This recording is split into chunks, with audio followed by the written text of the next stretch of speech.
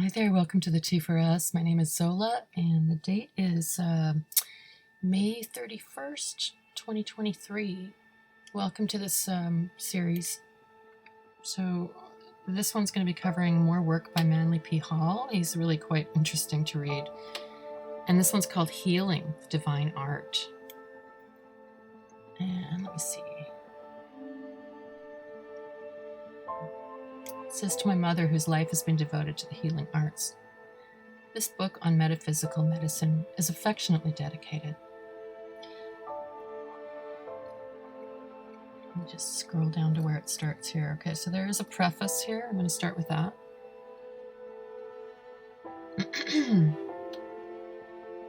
The purpose of this book is to make available in one volume a wide variety of evidence bearing on the theory and practice of metaphysical medicine, and to point out certain broad and invariable principles that bear upon the practitioner and his practice. Results cannot be advanced as proof of method until the philosophy of method itself is established firmly. The healer who would advance his own cause must study his cases and keep permanent records of the means which he employed and the types of patients which have responded to various methods of treatment. So far as I've been able to discover, there's no general text on the subject of metaphysical medicine obtainable in the English language. By general text, I mean a writing that is not influenced by the author's addiction to the teachings of some particular group or sect. The value of a reference work is considerably reduced when it's apparent it's been written out of an enthusiastic allegiance to some special belief or body of beliefs. Such books define the methods of particular cults, but cannot be regarded as general reference texts. A thoughtful weighing of the material contained in several of the better known of these writings would indicate that the compilers were working from theoretical convictions and not from personal observation or experience. It's not difficult to detect empiric viewpoints because they're always in conflict with the results of clinical study. The theorist does not have the mental flexibility which comes to those who must adapt their opinions to the diversity of actual practice. There is no doubt that a considerable part of so-called spiritual healing is, in reality, nothing but suggestion therapy. But this obviously is unknown to many who practice the healing arts.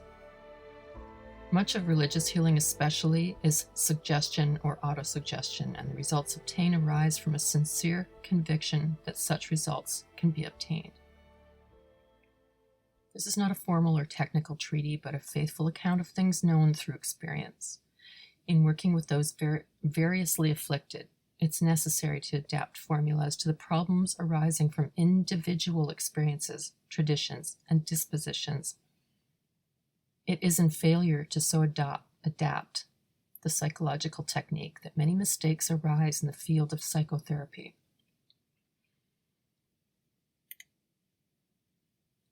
Special emphasis is laid upon ailments arising from religious causes because such cases have dominated my personal experience. There is no confusion worse confounding than that confounded by religious beliefs.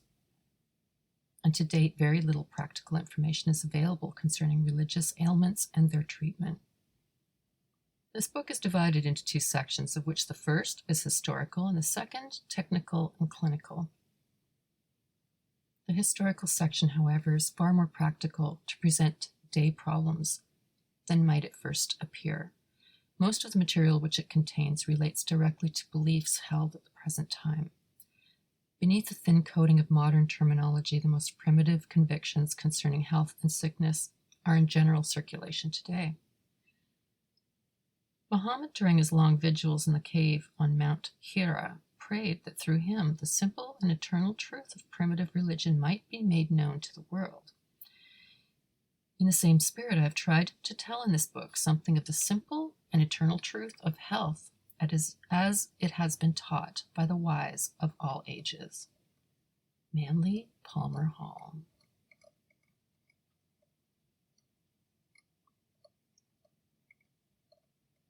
It says, Introduction.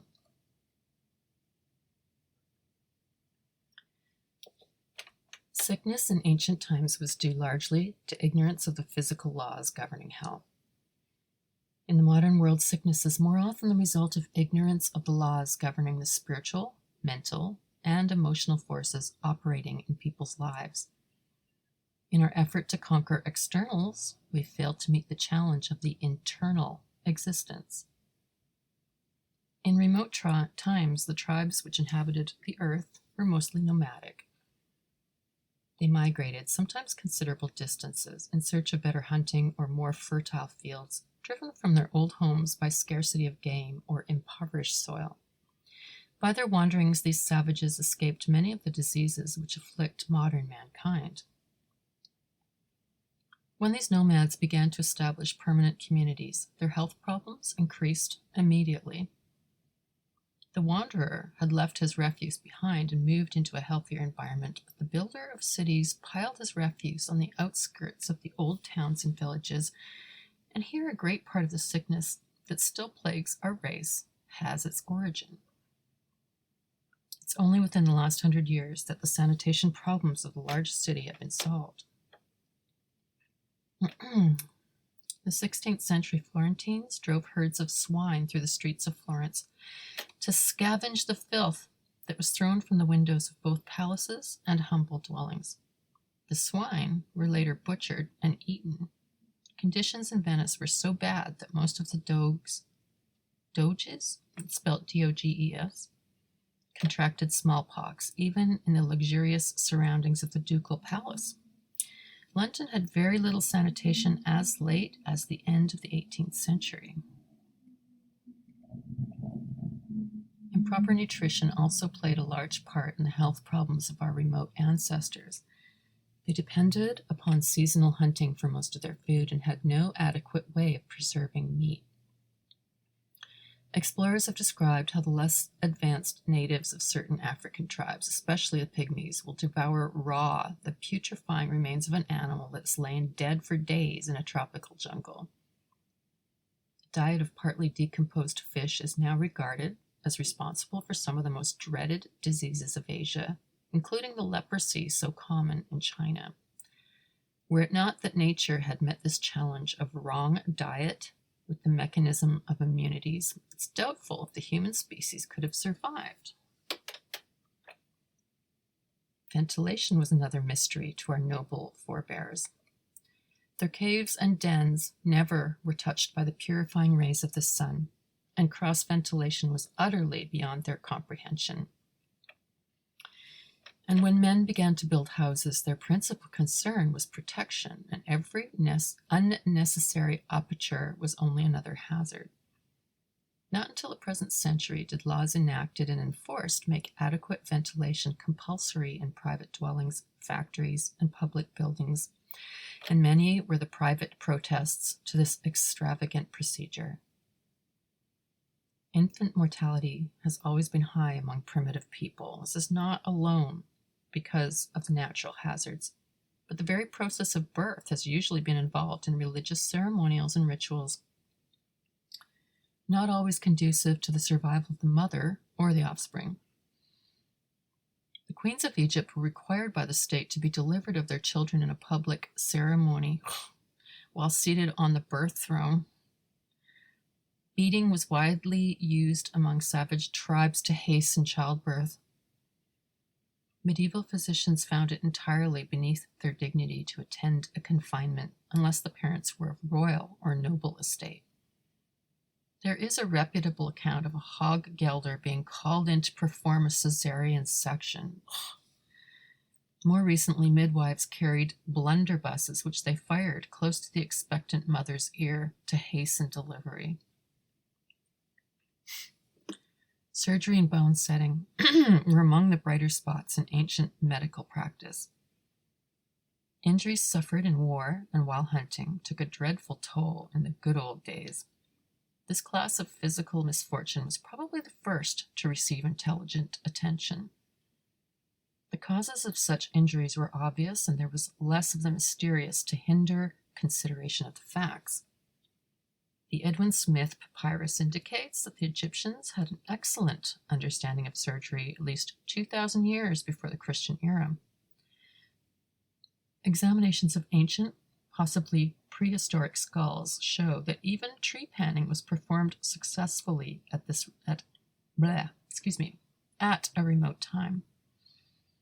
Also, several excellent examples of early dentistry are known in which teeth were filled with inlays of precious or semi-precious stones. In the last 2,000 years, mankind's material knowledge has increased so greatly that most of the natural hazards which afflicted the ancient human being have been overcome. No longer do we fear the ghosts and spirits that burdened the lives of the untutored savages of the old world. We have every right to be proud of our achievements, but despite this boasted progress, man still sickens, suffers, and dies.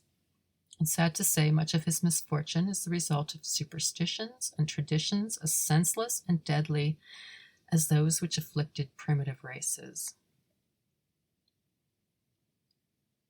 The city is an interesting example of the survival of an ancient tradition which is no longer significant.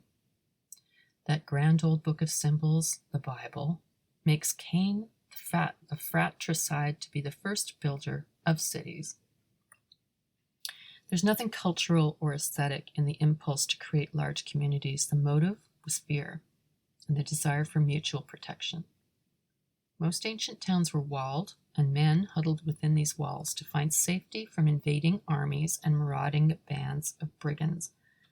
The intervention of artillery ended the age of the walled cities, but habit caused the continuance of the huddling process, even after these towns had proved to be nothing but death traps for their inhabitants.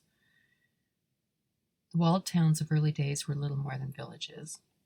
Great cities were unknown in the ancient world. I'm sorry, but I have to, kind of disagree with that, but okay. I'm thinking of like Atlantis, for example, but anyway. The large community presented problems which even the classical Greeks, wise in so many arts and sciences, were never able to solve. It remained for the Romans to devise the elaborate system of aqueducts and sewers that made feasible the modern metropolis. All the great cities of today rise as monuments to human ingenuity. They still are a serious menace to the health of the race. The large community brings with it unhealthful congestion, emphasizes poverty, and is a natural breeding place for crime. Isn't that true? That part's true. The vocations and the avocations, amusements and recreations of the city dweller are artificial. Locked in a man-made world, he has lost contact with the God-made universe. No simple Adamite ever groveled before the grotesque jujus of his devil cult with a blinder devotion than that with which the modern man venerates the superstition of wealth. The theory of accumulation has blighted the whole course of our civilization. It has turned every man against his brother and filled the world with a terrible fear. No longer is it the old blind fear of the unknown, but a new and tangible terror, the sickening realization that survival itself is threatened by human selfishness. Savage men feared the mysterious forces of nature, but civilized men fear each other, for they have learned that the human being himself is the most dangerous of all creatures. Unfortunately, the concept of wealth is responsible for the greater part of man's inhumanity to man. The free villages in the Andes Mountains are completely socialized communities. They are entirely untouched by our economic theories and function according to the old Inca laws. These free villages produce solely for use, and the profit system is unknown to them. The citizens cooperate in all undertakings, and there is no poverty and practically no crime. These small mountain villages were untouched by the Great Depression of 1929 for the simple reason that there was no debt. That's very interesting, isn't it? It's unusual for the economist to dismiss these socialized communities as unimportant and to insist that it would not be possible to apply such rules to large cities or nations. These arguments may be true, but the evidence is conclusive that cooperative living is the one solution for the economic fear complex that is destroying the health and peace of mind of the so-called civilized races. In an order of living based on a doctrine of debt, nervous ailments are bound to increase. Insecurity is the normal heritage, and each man must struggle throughout his days to maintain some semblance of physical success. There is little time for healthful repose in any family where one serious illness may destroy the economic stability of 3 generations. It's small wonder that strange and obscure diseases flourish in such an atmosphere. Need it be said that the divine power that administrates universal nature is influenced in no way by man's financial aspirations. The whole mechanics of accumulation is a human invention and has no significance outside of the human sphere. If men wish to create little symbols on metal or paper, worship them, and fight, cheat, and kill for them, that is a matter of no interest in the wider vistas of space. An all-wise providence has placed at the disposal of the human race all that is necessary to ensure peace, happiness, health, and security.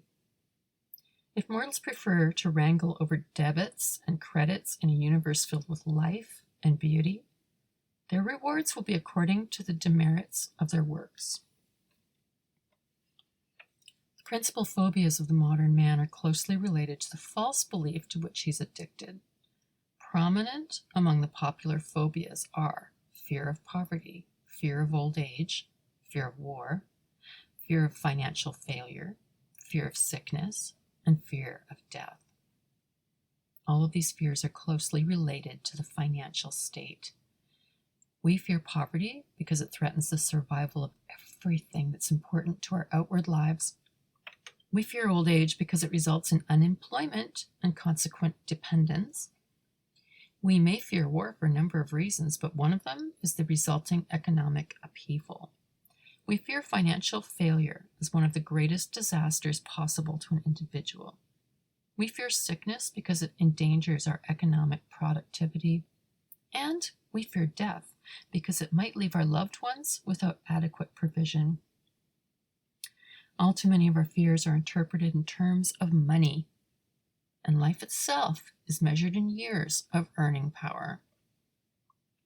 It's not difficult to understand that the conscious or subconscious tension due to constant fear is detrimental to health and life.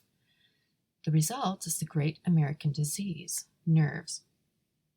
A great East Indian scholar whom I knew in Calcutta made several pertinent remarks on the subject of nerve tension. He said, in substance, it is impossible for the mental life of man to unfold naturally and normally toward a state of enlightenment unless the physical environment be simplified in every possible way. Creative thought must come from an environment which does not interfere with the sensitive impulses which flow from the mind through the ethers and into the brain. Confusion, stress, tension, interruption, noise, the constant vibratory agitation present in the surroundings of the average Occidental make it practically impossible for him to think in a manner solutional to his personal problems. When I suggested that this wise old Asiatic should visit America, the kindly gentleman was horrified at the prospect. He exclaimed, "But I could not think in America, and if I cannot think, I am dead. To think is to live, and to exist without thinking is to be less than an animal. I will remain where I am, where I can sit quietly under my favorite tree and commune with nature." Very wise.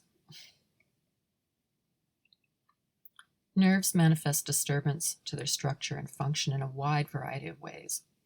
The more obvious disorders can be diagnosed with reasonable accuracy, and a number of baffling symptoms are summed up under the general term nervous breakdown. Unfortunately, however, nervous exhaustion and extreme nerve overstimulation are quite likely to work out through a series of obscure and extremely complicated mental and emotional abnormalities. Once the nerves have been whipped by the tension of their environment, the whole personality loses the power to relax into a normal rhythm of living, and the result is revealed through dispositional peculiarities. Among Western peoples, there is a popular belief that a bad disposition is a normal and proper thing to have. Excitability, irritability, and violent outbursts of temper are summed up under the term temperament. It seldom occurs to a person suffering from temperament that there is anything that he can do to correct his own faults. Persons who have come to me for help become aghast at the prospect of attempting to practice self-control.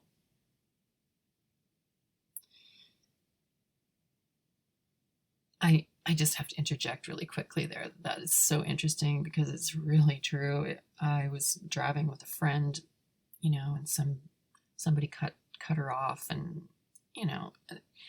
like there's such a prevalence of road rage, right? And it's a really obvious. If you're trying to practice self-control, try doing it when you're driving, and consciously stop yourself every time you're cussing another driver out or calling them names, or and replace it with something that's positive, right? And it's just a way of working on practicing this self-control. And it's tough. Like when you first start, you're going to catch yourself every few minutes. You're going to catch yourself, and it takes a lot of work. Anyways, continuing. When told that a bad temper is the cause of the trouble, they will invariably answer, "I know I shouldn't have such spells, but I can't help it." Disposition, of course, reacts strongly in the body, disordering its functions and even attacking the structure itself. It's impossible for any person to escape the consequences of his own attitudes, as these attitudes affect his bodily harmony. So, interjecting here, he's talking about frequency and vibration, right? And that frequency and vibration actually affect your body and your health. Continuing. In early life, the human being is sustained by a powerful reservoir of physical energy. This is especially evident in children who are never still and bubble over with an apparently inexhaustible supply of vitality. Mental and emotional habits acquired in youth are not usually obvious in their consequences until after middle life. Gradually, as the supply of vital force diminishes, the body begins to exhibit the rewards of the various mental and emotional intemperances with which it has been afflicted. So it's kind of like a slow cooker thing, right? And you don't really think that there's anything to it, and the effects don't show up till like years down the road. Yeah, I think that's very true. Anyways. Chronic dispositional tendencies result in chronic physical ailments. The peculiarities of disposition, as we nurse them through the years, set in upon us as bodily ailments, afflicting our later years with innumerable misfortunes which destroy our happiness and peace of mind. Nowhere throughout nature is the working of the law of cause and effect more evident than in problems of physical health. Take cancer, for example. I've been able to assemble a large number of case histories which indicate that cancer is a grief disease. It is most likely to arise in the individual who has locked his disappointments, sorrows, and hurts within himself. Grief eats up the normal optimism of human nature, producing in the consciousness a condition identical with that which cancer sets up in the body. As women are more likely to nourish and silence the grieving of their hearts, the ailment is particularly prevalent among them. In 3 cases that I know of, a deep self-censoring remorse was followed within a year by cancer of the breast, and in each case, history, no cancer was known in the heredity. Diabetes, in my experience, is often associated with a hypocritical reaction to the circumstances of life. The individual who demands of others a degree of perfection totally absent within himself, and then builds up from his disappointments a negative and cynical disposition, is an easy victim of both diabetes and chronic kidney trouble. Rheumatism and arthritis are present in personalities incapable of adjusting to change. Several cases are known to me in which severe attacks of these diseases have been quickly improved by releasing the mind from the tension of trying to preserve a status quo in an ever-changing world. An old lady whom I once knew was resolved to maintain her mid-Victorian traditions in the 20th century.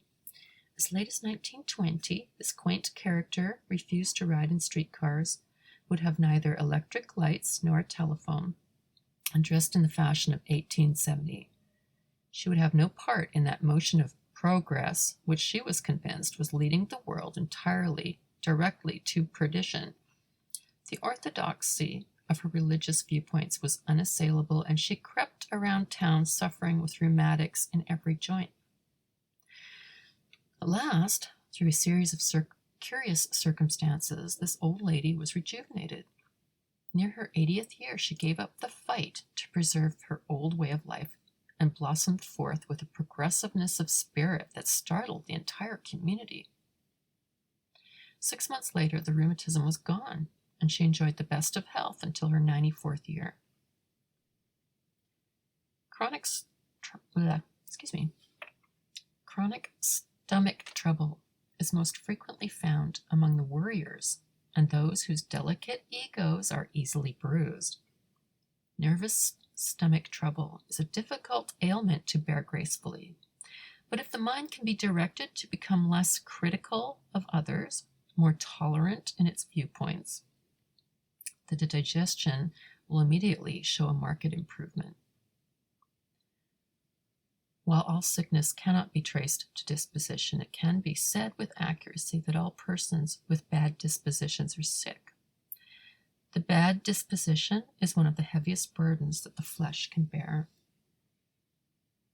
Our nervous folk often build up destructive tension around the simplest processes of their living. This tension distorts and deforms otherwise useful and noble beliefs and convictions. Religion, for example, must be approached with a normal optimist's attitude, or the believer soon finds himself in serious trouble. Most of the fanaticism, bigotry, and narrow-mindedness, so obvious among those addicted to religious convictions, are the result of nerve tension manifesting in the sphere of spiritual beliefs. Religion is extremely dangerous for the neurotic, for it will set their neurosis in a particularly disastrous channel. I have to interject, do you think maybe that's done by design? Anyway, yet it is the neurotic who is most likely to seek consolation in religion. It is an old philosophical truth that the human being must bring normalcy to any subject which he wishes to consider, or he will fail in that subject. In our Western theory of education, we've overlooked the part that the individual himself plays in the arts or sciences which he is studying. For example, medicine is more than a science, it's a way of living. And only the man who lives according to the philosophy of medicine can become a great doctor. Music is not merely a technique. A musicologist, one who is experienced in the whole theory of music, must live the life of music to gain the full benefits of musical education.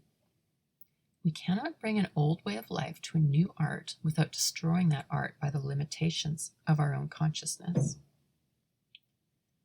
Of all the arts and sciences, life itself is the greatest and most profound.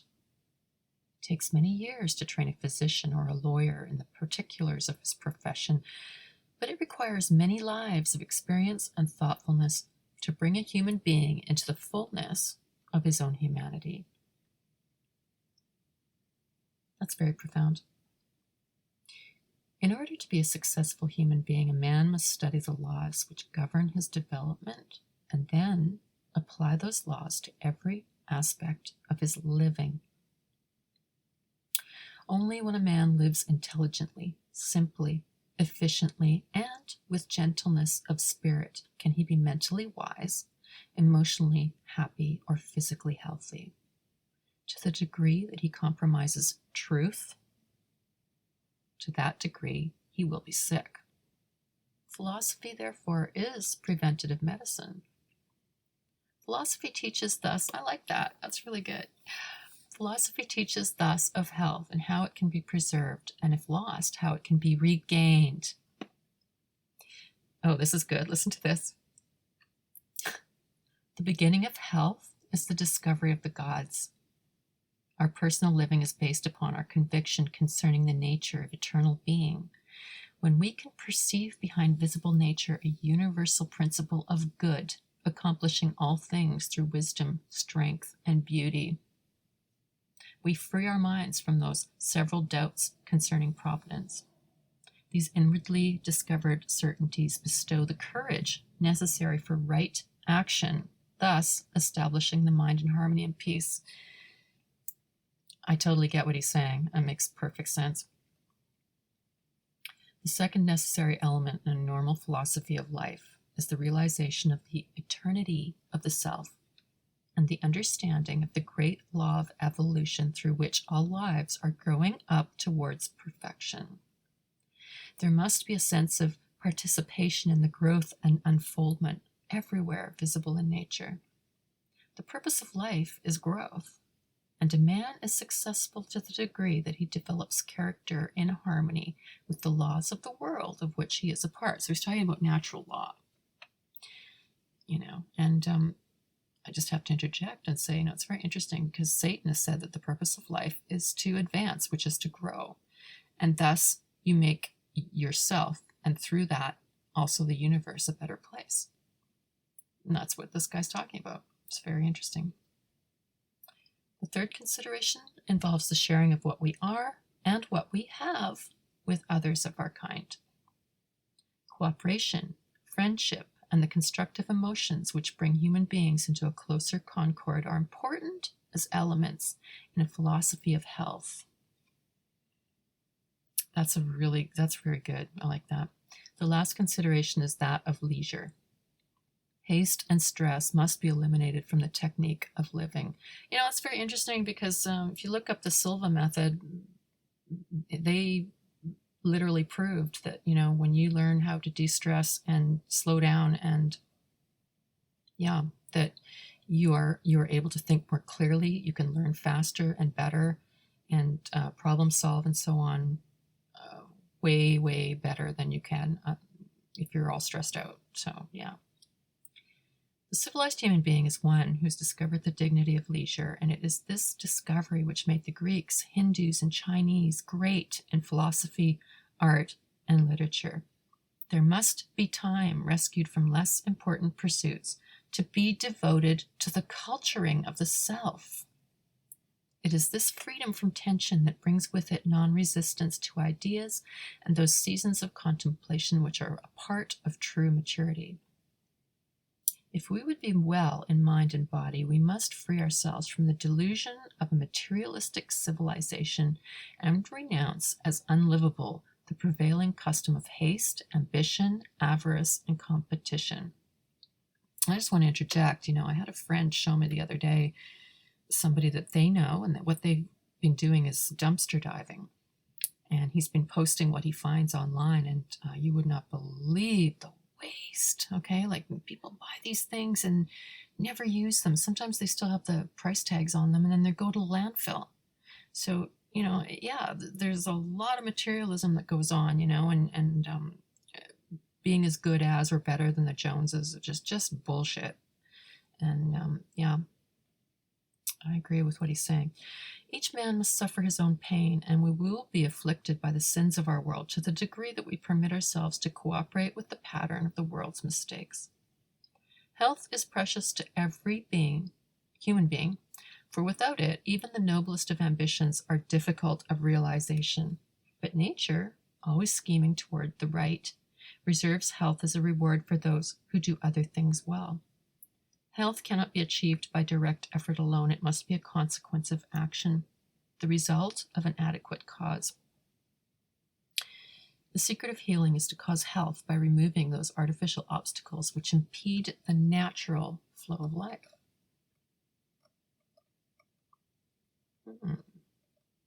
Part 1, The Historical Road to the Metaphysics of Medicine, Chapter 1, The Beginnings of Metaphysical Healing. It says the witch doctor, the first priest, physician, psychologist, candidates from the selected neurotic, trances and dream consciousness, disease as a spiritual mastery, the prestige in masks, masks as an escape from self, medicine songs and dances, early medication by fetishes and herbs, origin of the relic, the witch doctor's practices not evil, inexplainable modern witchcraft, doctors as the first administrators of law, the use and abuse of magic, devil dolls. Ooh, sounds interesting. Okay, so the first bit here, the witch doctor. When a child falls down and the parent kisses the little injury to make it well, this is a magical ritual that is one in spirit with the ancient miracles of the witch doctor. His power over evil forces was conceived in a veneration for age, which was fundamental to primitive religion. He says it's reasonably clear that all religion originated with veneration for the old, and an encompassing belief that all forces invisible to the eye or beyond average mind comprehension were supernatural. But this is not all that's known about the witch doctor.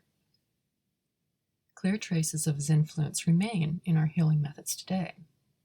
He is thus entitled to our respect and our worthy purpose of seeking a better understanding of his methods, his place, and his position in the advancing march of civilization.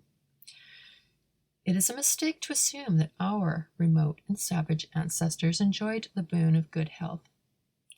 The Aborigine lived a hazardous and afflicted existence. All about him were huge animals whose strength vastly exceeded his own, and smaller reptiles and insects whose cunning he could not match. The anthropological Adamite man, who was to become so great in his latter times, was the weakling of the prehistoric world, with little to be thankful for and not much to be thankful with. He was entirely without knowledge of the natural causes of disease. No reasonable connection had been established between his mode of living and the condition of his health, and so to him, all sickness was of supernatural origin.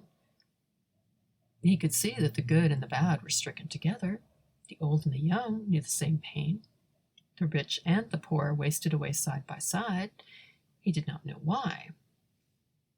Out of this deep unknowing, fear was born. There was fear of everything, of everyone, fear of the great animals which roared in the jungles, fear of the little shining things that buzzed in the swamps, fear of the thunder that rumbled in the sky, and the lightning that filled the heavens with greenish fire, fear of floods and of droughts, fear of earthquakes and tidal waves, and most of all, fear of darkness, that strange and fatal gloom that covered the earth for a part of every day. Night had 1,000 terrors for shivering creatures huddled in their caves and huts through the long hours of darkness. Outside were strange sounds, and if one of the bravest went forth to seek the origin of the sounds, he returned no more. In the morning the others found him dead and usually partly devoured. Darkness was filled with life that struck and destroyed, that slunk on padded feet and had green eyes that shone in the darkness. It was life that barked and grunted, whined and hissed, life ever waiting always to do harm. Fear, oldest and cruelest of man's emotions, heartless and senseless in itself, is the source of endless pain and misery. In a fear-ruled savage world, courage was but an instant of resistance followed by disaster. The more men fought against the unknown, the greater was their fear, for nature opposed each time became more terrible than before. The venturesome and courageous crept back to their dens like whipped curs to ponder with untutored minds the misfortunes of their state. First priest, physician, psychologist.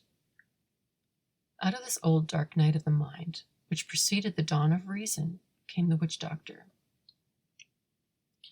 We have no record of the origin or of the processes that produced this fantastic hierophant of the earth's first healing cults, the first priest, the first physician, and the first psychologist. If to our more sophisticated minds the witch doctor was a horrible monstrosity, he was, to the savage world that produced him, the beginnings of hope, the first of the long line of adventurers who dared to shape inevitables to meet the human need. Many scholars who have deeply pondered old peoples and their lores have tried to explain the witch doctor. Of these, the psychologists appear to be the most successful, for they have recognized their distant kinship with him and with his methods. But psychology opens only on a small part of the broad vista of philosophy, and a better look at the witch doctor can be had from philosophy's wider perspective. Its viewpoint should enable us to discern more clearly the forces that fashioned him, the larger motions that directed his course. The physical origin of religion, to my mind, is the veneration for age. He's right in one respect, but in another he's not, and that's all I'm going to say. I'm going to interject that. Those who have lived long have experienced the most. Tradition is the record of the long-lived. Not many reached great age in primitive times, and among savage peoples there were too many hazards in the way. So most of the races respected the old and accorded them dignities and honors equal with the gods and spirits. For in the first state of human society, those who reached fullness of years excelled in simple thoughtfulness. The survivor was the superior man. The savage has never been one to preserve the useless. It was not love for his fellow kind that induced him to feed and protect the old warriors who could no longer provide for themselves. The considerations were entirely utilitarian. These old men knew the ways of the jungle and the hill. They'd been to far places. They'd hunted the forests. They'd crossed the rivers on floating logs. They had known heroes of previous generations, and they were the custodians of words of wisdom spoken by men long dead. In the beginning, man honored only strength of arm, but slowly this changed. Another kind of strength had proved that it might have the tribe when valor failed. This other strength was wisdom, and wisdom belonged to the old ones who had lived long. The hereditary chief, young and in the fullness of his powers, honored for his strength, had behind him the old ones, venerated for their wisdom, and it was of greatest benefit for the young chieftain to consult with them and profit by their counsel. Thus came into being the dual form of government that existed throughout antiquity. It came to full flowering in the Egyptian culture, the government of the priest and king. Thus had the fathers become the priests by long and mysterious processes of veneration and tradition. As even today, it is the custom of the Catholic to call his priest father. And the word pope, from the Greek papas, literally means father.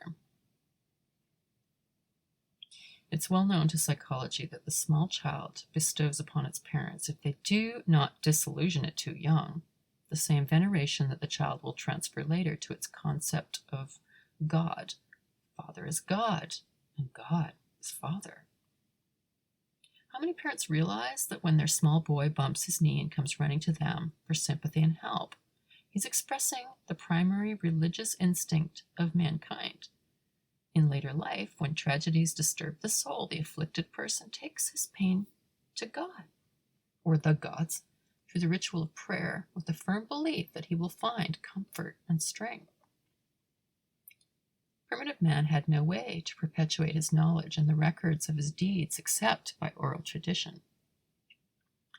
In time, he learned to draw crude pictures on the walls of cliffs, but long before that, the witch doctor was an institution. Likenesses of him, variously garbed in the skins of animals, are included in the earliest forms of art.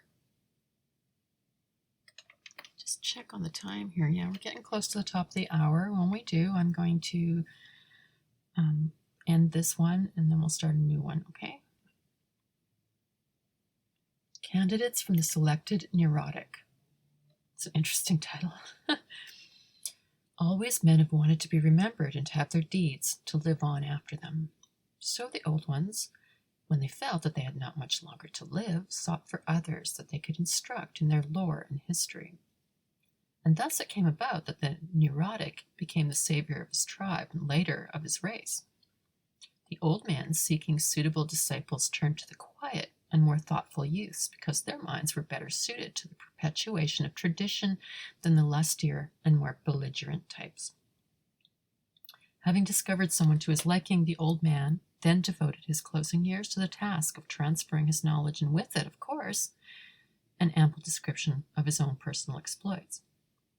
When the old teacher joined the ghosts of his fathers, the young disciple was, so to speak, ordained to carry on his wisdom, and probably in the name of the older man rather than in his own. A new condition now presented itself. Veneration was no longer merely a respect for years. It was directed to a person of any age who had the knowledge of the olds. But just as in modern time, it's impossible to divide learning entirely apart from the personalities of the learned, so did the younger men then share in the respect accorded by their knowledge. This was the next step in the development of the priesthood, when the ones who knew received special privileges. They sat with the warriors when matters of importance were discussed. These wise men, who were too valuable to be exposed in battle and whose pursuits did not equip them for warlike exploits. They wore various distinguishing marks and badges. Their advice was sought in all things pertaining to the happiness and security of the tribe. It was inevitable that sickness should be brought to the consideration of the wise ones, for there was no other direction in which the sufferer could turn. From the wise ones, the sick learned of the experiences of their ancestors under similar conditions. Whatever means had helped in the past were repeated, and faith in the old ways undoubtedly brought a measure of relief. Memory kept such records as it could, and being a false faculty closely linked to imagination, these records grew and flourished in many curious ways. Metaphysical elements were most certainly present in this old pattern, for the psychic sensitiveness of primitive people is established beyond intelligent dispute. The savage is very close to nature and close to the animal life around him, and most animals possess a higher development of instinct than man does. Instinct may have been the beginning of mysticism, and it's not at all impossible that some of the olds were natural spiritists and had a crude form of mystic vision.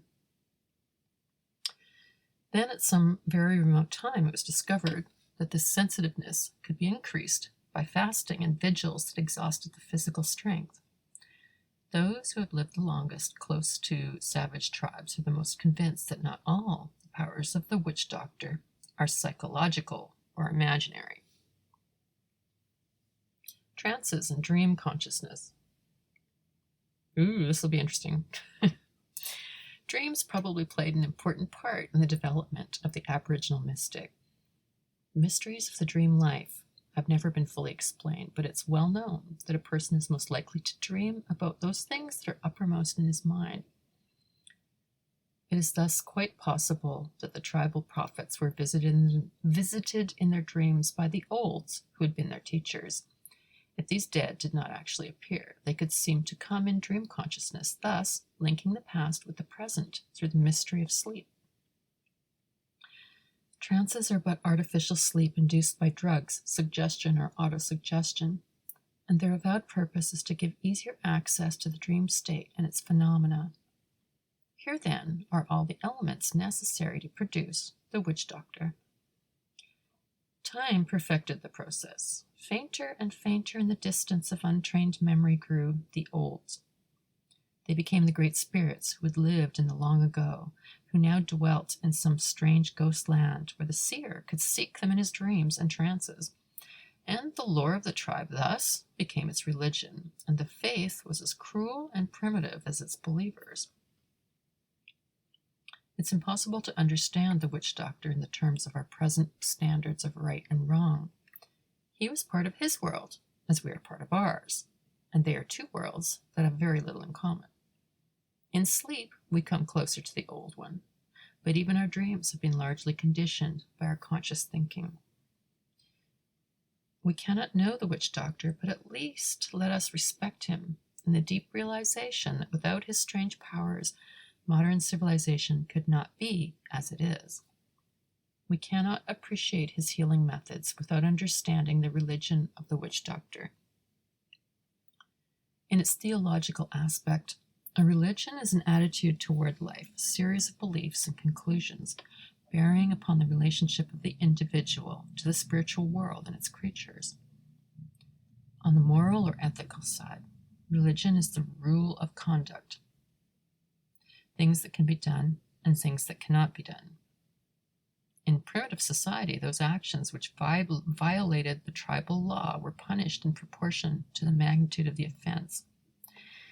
And so we can readily understand that the first religious ethics were mostly taboos, and only after thousands of years of refinement was ethics evolved into the dignified standards of today. Disease is a spiritual mystery. In the beginning, religion was little more than organized fear. Gradually, certain distinctive practices began to appear, bearing witness to specialized attitudes and convictions. Savage theology had this basis. All that is invisible to the untrained eye or is beyond the understanding of the untrained mind is supernatural. Disease, therefore, was a spiritual mystery, one to be approached only by those who had power over spirits and their evil force. So far as we know, these were the tribal convictions as they applied to sickness and disease. Disease itself is a spirit without form or body, existing in the air and attaching itself to man with or without cause. This spirit at will may take on any number of appearances and may attack man in any of these forms, animate or inanimate.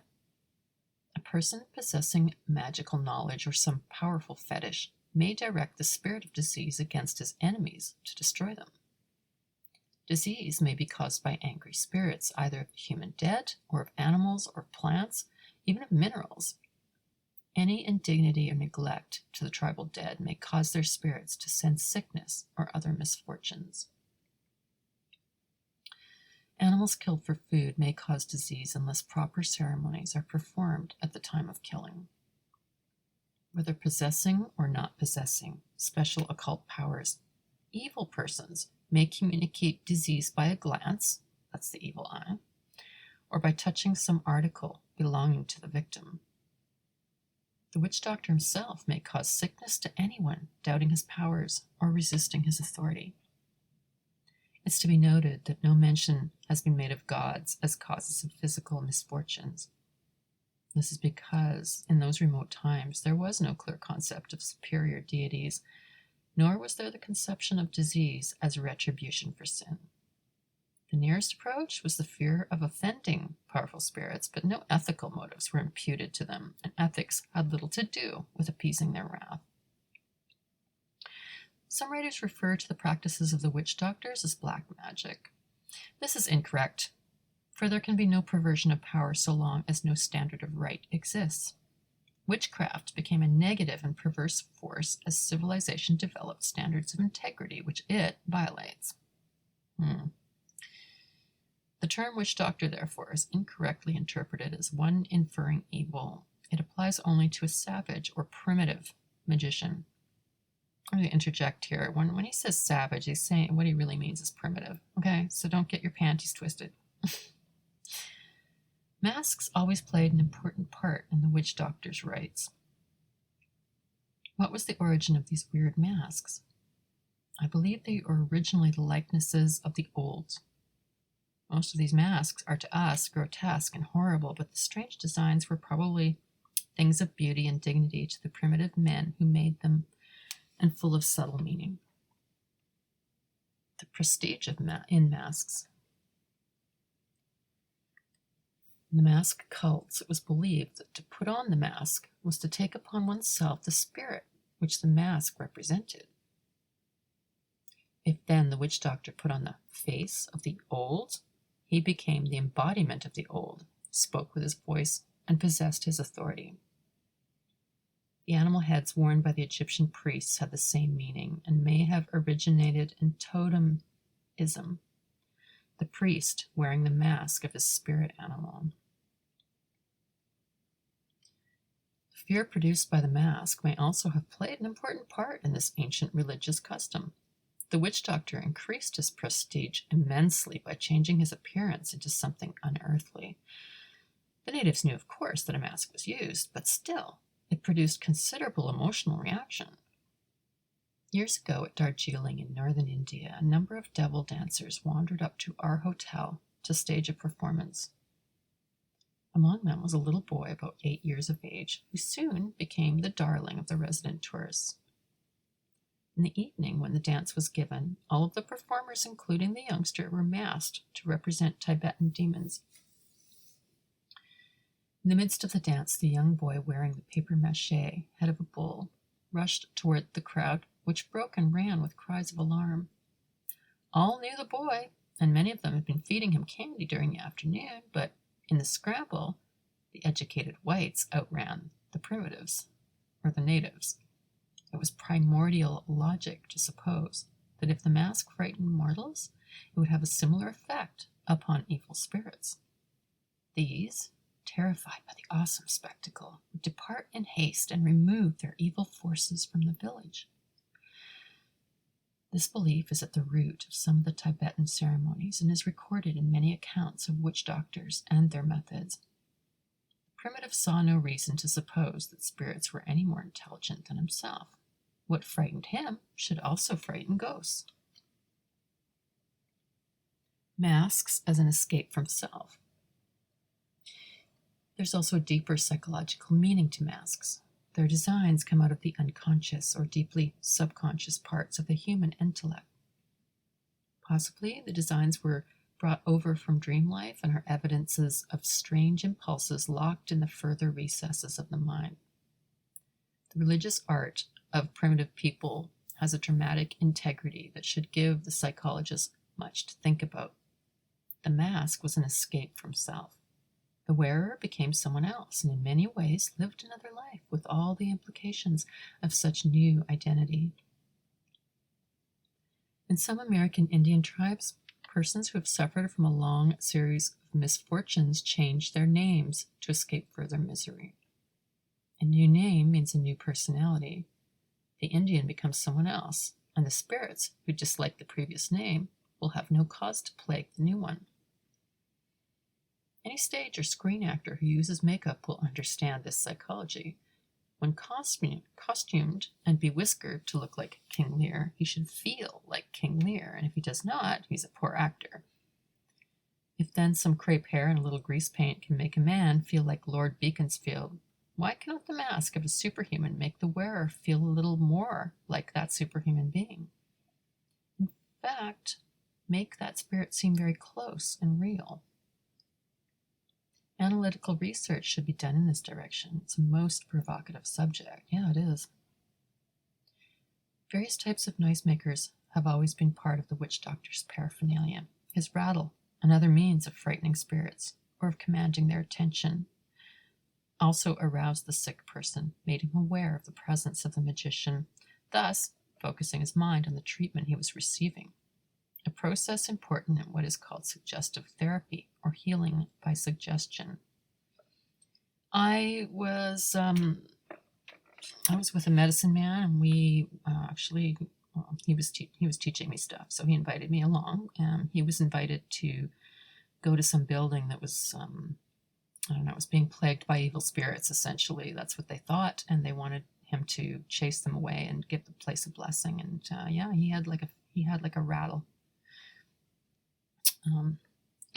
He was using that. So yeah, very interesting. Anyway,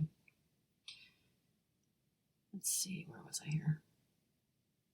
Many of these rattles were ornamented with symbols resembling streaks of lightning. In this is a possible indication that the sounds they made were intended to represent thunder.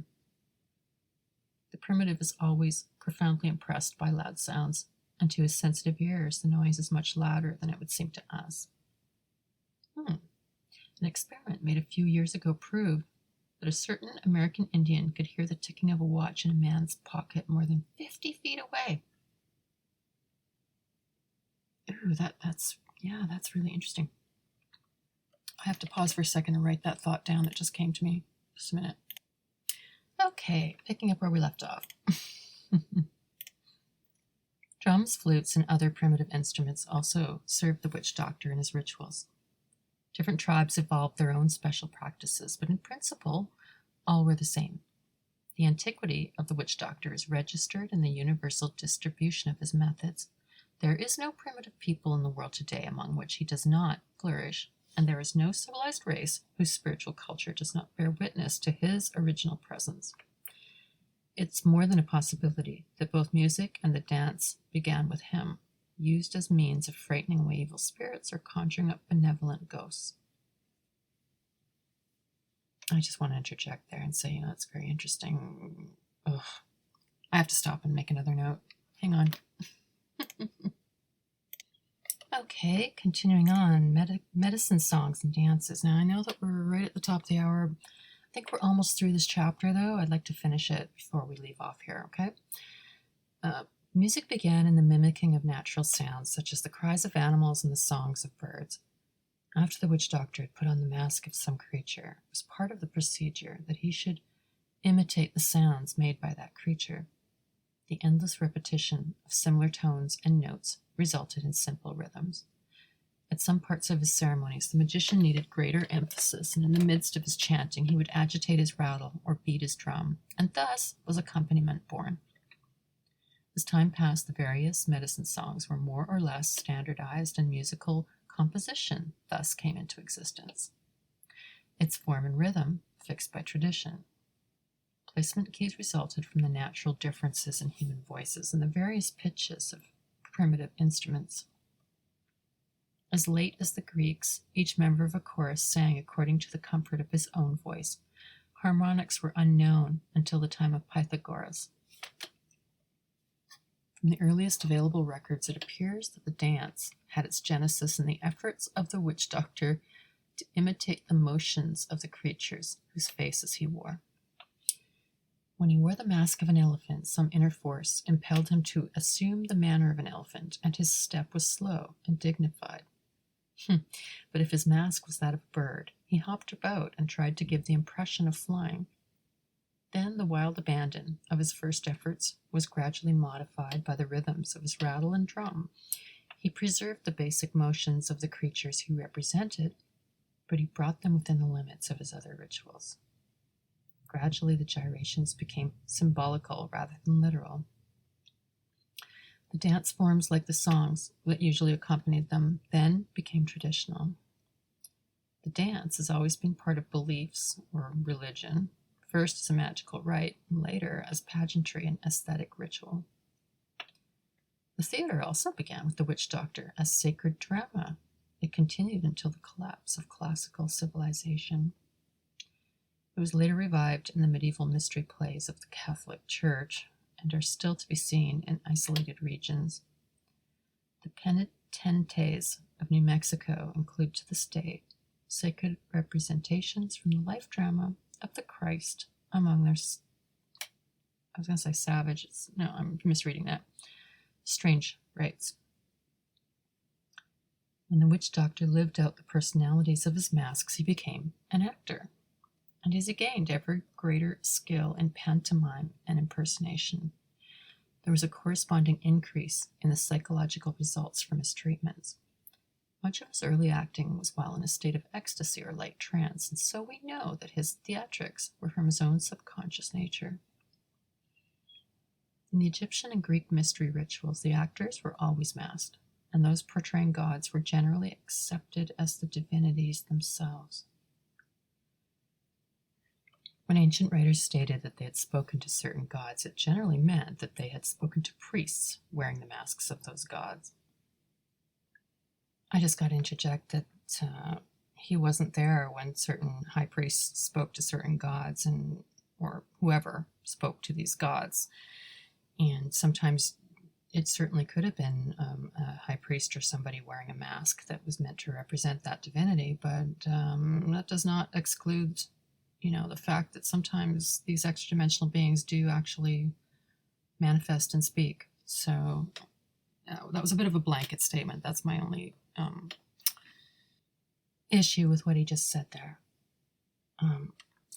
This was not, I'm continuing now, this was not imposture on the part of the priests, as many moderns have assumed. The masks were known to be covering a human face, but it was an old belief that the gods abode in the likenesses of themselves.